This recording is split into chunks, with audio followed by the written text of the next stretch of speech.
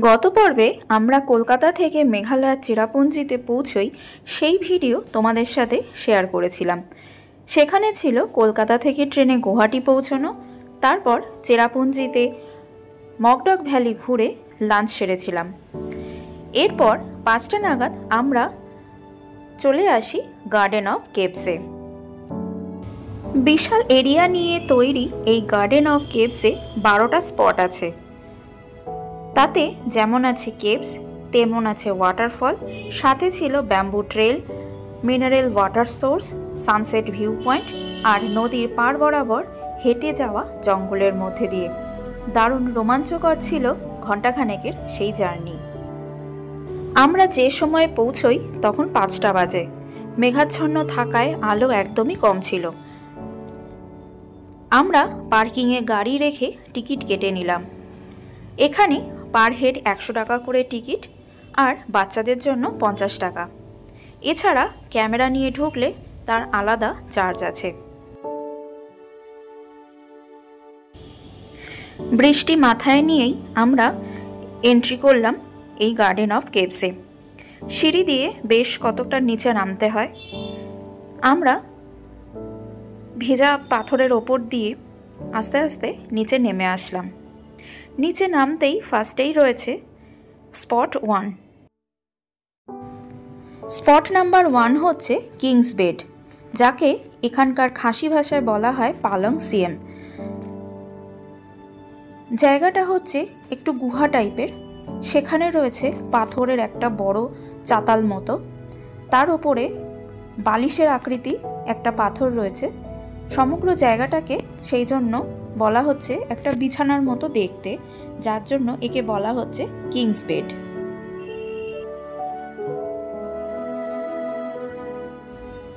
Kings bed দেখে আমরা এগিয়ে চললাম স্পট নাম্বার 2 এর দিকে। এটা হচ্ছে একটা ওয়াটারফলস।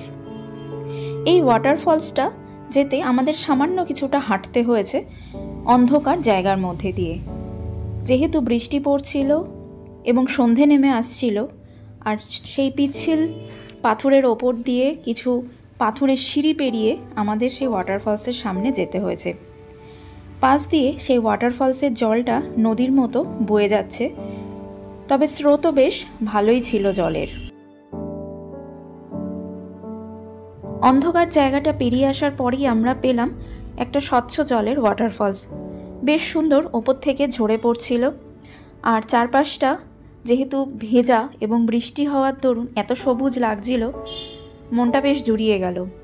আর একটা গা ছমছমে পরিবেশও এখানে সৃষ্টি হয়েছিল। বেশ রোমাঞ্চ লাগছিল এই ওয়াটারফলসটার সামনেটা ঘুরতে। একদিকে কেভ, একদিকে ওয়াটারফলস, আর তার মধ্যে দিয়ে পড়ছে বৃষ্টি। মানে দারুণ লাগছিল আমাদের সেই সময়টা।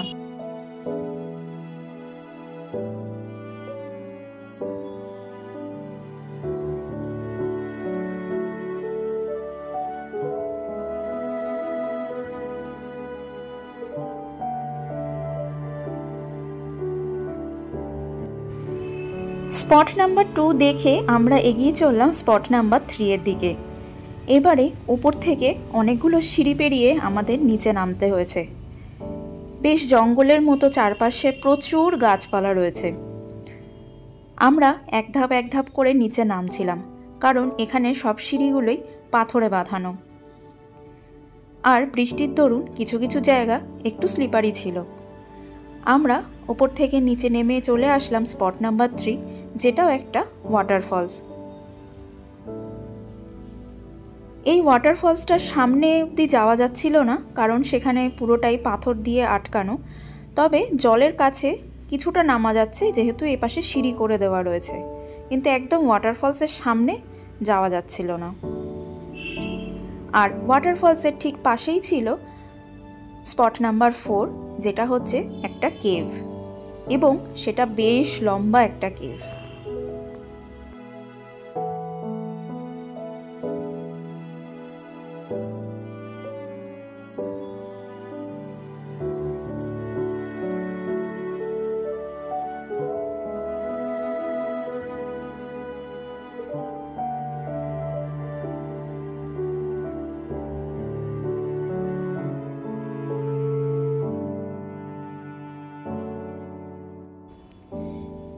এই কেভের ভেতরে ঢোকার জন্য অনেকগুলো সিঁড়ি রয়েছে, যে সিঁড়ি দিয়ে নিচে নামতে হয়েছে।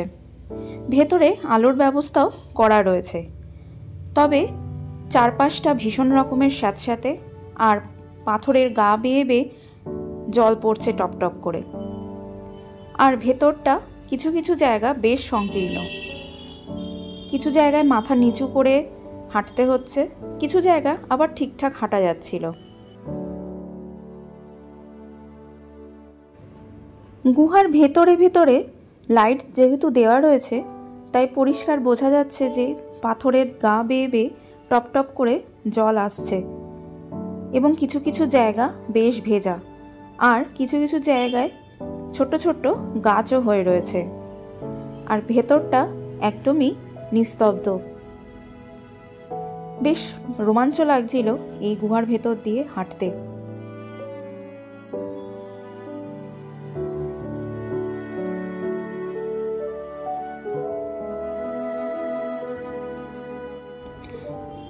ভেতরে বেশ বড় বড় শিলাখণ্ডও রয়েছে, তাই দেখে শুনে পথ চলতে হচ্ছে। আর বেশি বৃষ্টি হলে হয়তো ভেতরটা জলাকারও হয়ে যেতে পারে। পাশ দিয়ে তিত্তির করে জলও যাচ্ছিল, আর এমনিই তো পাথরের গা বেয়ে বেয়ে জল পড়ছিল। এই পাথরের গা বেয়ে জল পড়ার দরুন সুন্দর সুন্দর গাছও পাথরের গা বেয়ে বেরিয়ে এসছে ভেতরে। আমরা এই অন্ধকার সংকীর্ণ পথ ধরে এগিয়ে চললাম আরও ভেতর দিকে।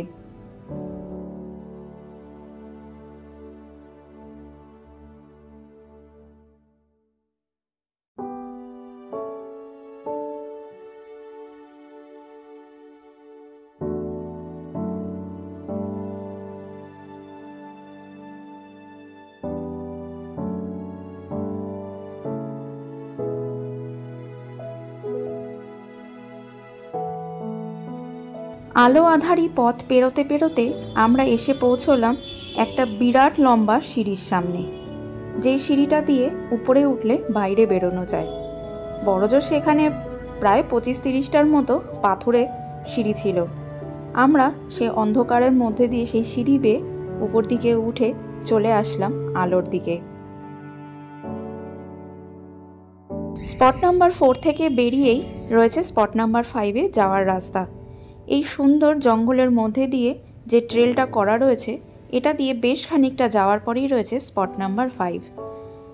চারপাশে ঝিঝির ডাক, একটা ভেজা ভেজা গন্ধ, তার সঙ্গে বিভিন্ন জায়গা দিয়ে ওয়াটারফলসের যে জলের আওয়াজটা বেশ দারুণ রোমাঞ্চ লাগছিল।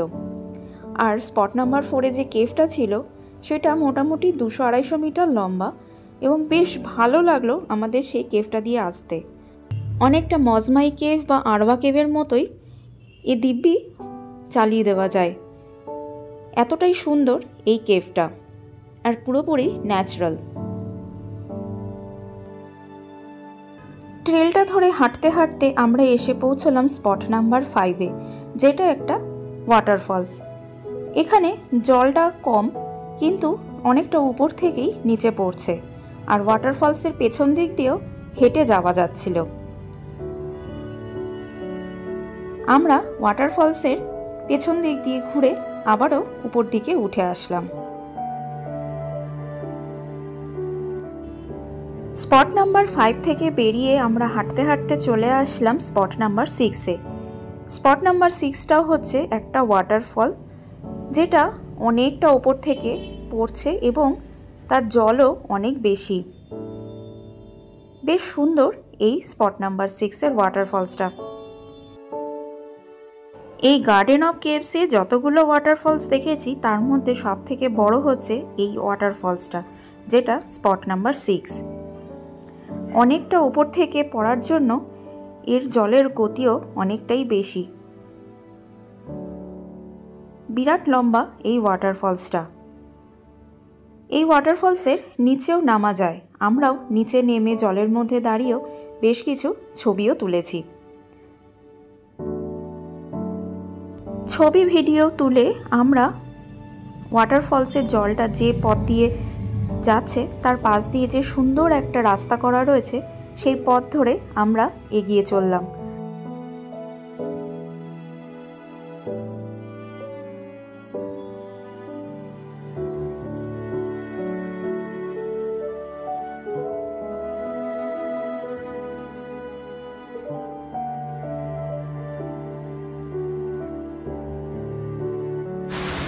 জায়গাটা সত্যিই দারুণ, না এলে কিন্তু একদম মিস করে যেতাম। আর যারা এখনও আসেনি আবারও বলবো জায়গাটায় অবশ্যই আসতে, 100% রেকমেন্ডেড। এই জায়গাটা বেশ অ্যাডভেঞ্চারাস টাইপ। আর এখন যেহেতু বর্ষাকাল, প্রচুর জল রয়েছে, ওয়েদারও দারুণ, টিপটিপিয়ে বৃষ্টি পড়ছে। যেহেতু আমরা আজকেই জাস্ট এসছি, তো সেভাবে এখন অবধি বৃষ্টি পাইনি, মাঝখানে মাঝখানে বৃষ্টি হচ্ছিল, তো সেভাবে সাইট সিইংও করতে পারিনি। জাস্ট মকডক ভ্যালিটা দেখেছি আর এই গার্ডেন অফ কেভসটা দেখলাম। আর এখন তো অন্ধকার হয়ে আসছে, যদি পারি তো ওয়াকাবো ফলসটা ওপর থেকে দেখে যাব যদি আলো থাকে। তো জায়গাটা বেশ দুর্দান্ত লাগলো, চারপাশে ঘন জঙ্গল রয়েছে আর জলটা এভাবে বয়ে আসছে, মাঝখানে মাঝখানে কেভস, ফাটাফাটি। অবশ্যই এই জায়গাটা তোমরা এসো, দারুণ লাগবে জায়গাটা ঘুরে যেতে।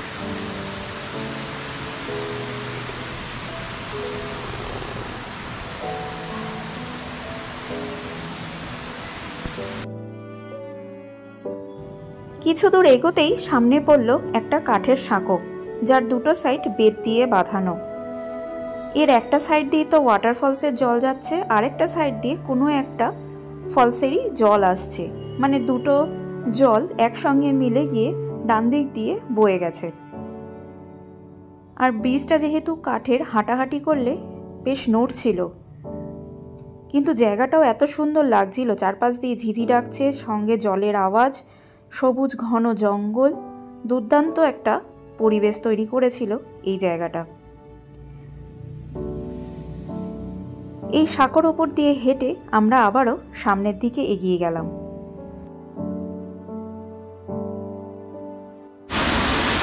আমরা উপরে যে ফলসটা জলটা পড়ছিল, যে ঢালটা বেয়ে জলটা আসছিল আর আমরা পাশ দিয়ে আসছিলাম, সেই জলটা এখন এখানে পড়ছে। এখানে একটা পুল টাইপ হয়েছে যেখানে সবাই লাইফ জ্যাকেট পরে নেমেছে জলে। দারুণ সুন্দর জায়গাটা। এটা হচ্ছে 7 নম্বর স্পট, নিচে সিঁড়ি করা রয়েছে নামার জন্য, দারুণ জায়গাটা। ওপর দিয়ে নেমে আসলাম, সো নাইস, দুর্দান্ত জায়গাটা, ফাটাফাটি।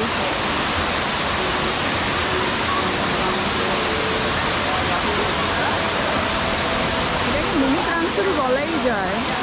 ক্রান্সুরির জলটা যেমন ওপরে ফ্ল্যাটল্যান্ডের ওপর থেকে এসে নিচে ফলসটা পড়ছে, এটাও ঠিক ওই রকমই, মানে মিনি ক্রান্সুরি বলতে পারি।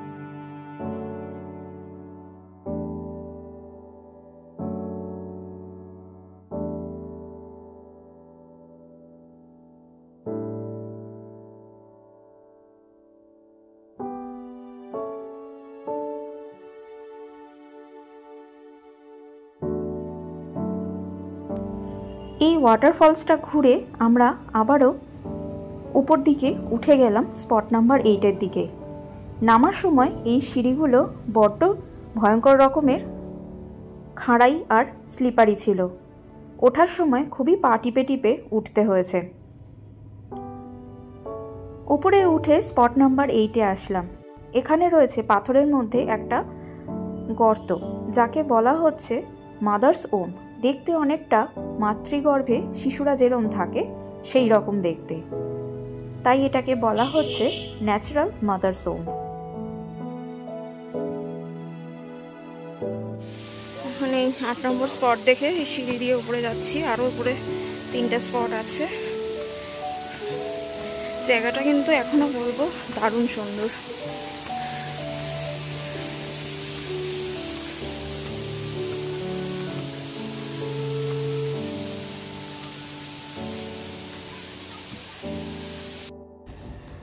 ওপরে ওঠার পরে একটা ভীষণ সুন্দর রকমের সানসেট দেখতে পেলাম আমরা। এইখানেই রয়েছে 9 আর 10 নম্বর স্পট, যেটা হচ্ছে বাম্বু ট্রেল আর ন্যাচারাল মিনারেল সোর্স। তবে আমরা ফার্স্টেই যে ফ্ল্যাট ল্যান্ডটা পেলাম, যেটাকে সানসেট পয়েন্ট বলা হচ্ছে, সেটা কিন্তু কোনো স্পট নয়। তবু আমি এই স্পটটাকে সবচেয়ে শেষ স্পট হিসেবে ধরলাম। এটাকে আমি দিলাম 12 নম্বর স্পট। এইখান থেকে সানসেটটা ভীষণ রকমের সুন্দর দেখা যাচ্ছিল। পাহাড়ের মাঝখান দিয়ে যে সূর্যের শেষ আভাটুকু পড়ছিল, দারুণ সুন্দর আকাশটা রাঙিয়ে দিয়েছিল।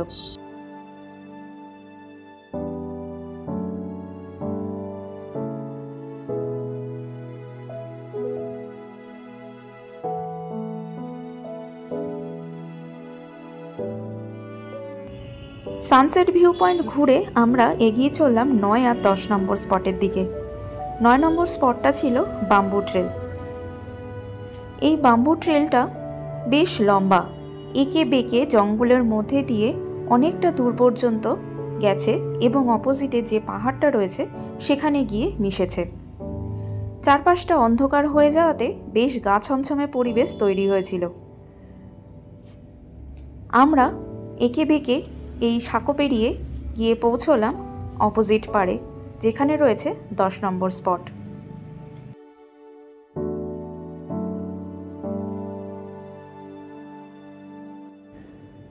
বাম্বু ট্রেল পার হয়ে আমরা যখন অপোজিট পাড়ে চলে আসলাম, এখানেই রয়েছে স্পট নাম্বার 10, যেটা হচ্ছে গিয়ে ন্যাচারাল মিনারেল ওয়াটার সোর্স।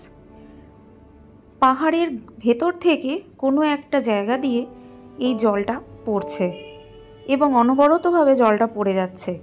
একে বলা হয় উমদাওয়াই, যাকে বাংলা করলে দাঁড়ায় ঔষধি জল।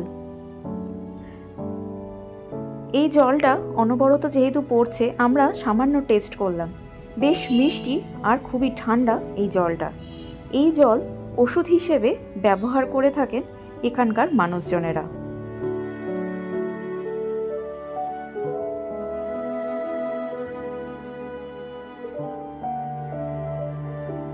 আমরা ওই মিনারেল ওয়াটার ফ্লোটা ঘুরলাম, বাম্বু ট্রেলটাও ঘুরলাম, আর একটা স্পট আছে বললো এখান থেকে বেরিয়ে, তো সেটাই হলো লাস্ট পয়েন্ট।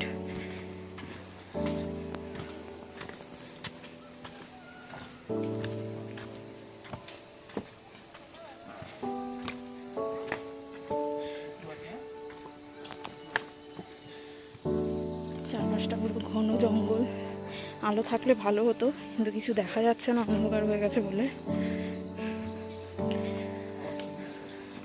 তো চলো লাস্ট স্পটটা আমরা ঘুরে আসি। এরপর আমরা চলে আসলাম 11 নম্বর স্পট, যার নাম হচ্ছে মাউডোনাড। এটাকে লাভার্স পয়েন্ট বলা হয়। এখানে পাথরের মাঝখানে একটা গর্ত মতো রয়েছে, যেটা অনেকটা লাভ সাইনের মতো দেখতে। তাতে কিছু জলও জমে রয়েছে এবং এর মধ্যে পয়সাও ফেলে রেখে গেছেন কোনো ভালো কিছু হওয়ার আশায়। জানি না কতটা কি সত্যি, তবে জায়গাটা বেশ সুন্দর এবং চারপাশে পাথরেরও বেদি মতো করা, যেখানে বসেও থাকা যায়। জায়গাটা এমনিও বেশ সুন্দর।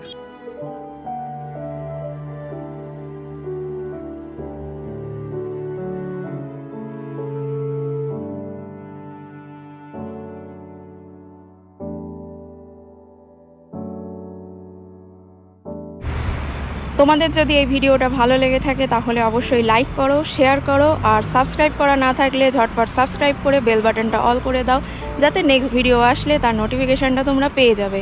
তাহলে এখন টাটা, দেখা হচ্ছে নেক্সট ভিডিওতে। তার আগে সাথে থাকো, দেখতে থাকো ইনটু দ্য ব্লুজ।